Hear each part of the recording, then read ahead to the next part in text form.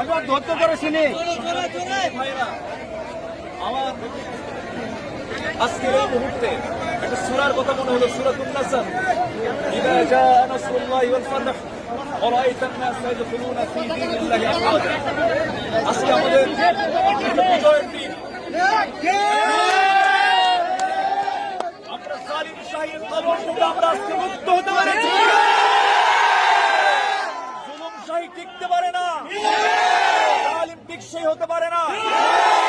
ফেরাউন তার সাক্ষী, হামান তার সাক্ষী, যুগে যুগে নব্য ফেরাউনরা তার সাক্ষী।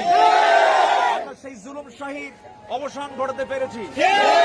আমরা শুকর আদায় করছি আল্লাহ তাআলার। সেই সমস্ত শহীদদের স্মরণ করতে চাই, যে সমস্ত শহীদরা, যে সমস্ত যুবকরা তাদের বুকের তাজা প্রাণ ঢেলে দিয়ে এই দেশকে নতুন করে স্বাধীন করলো। আপনার রুহের মাগফিরাত কামনা করি। আল্লাহ তাদের শাহাদাত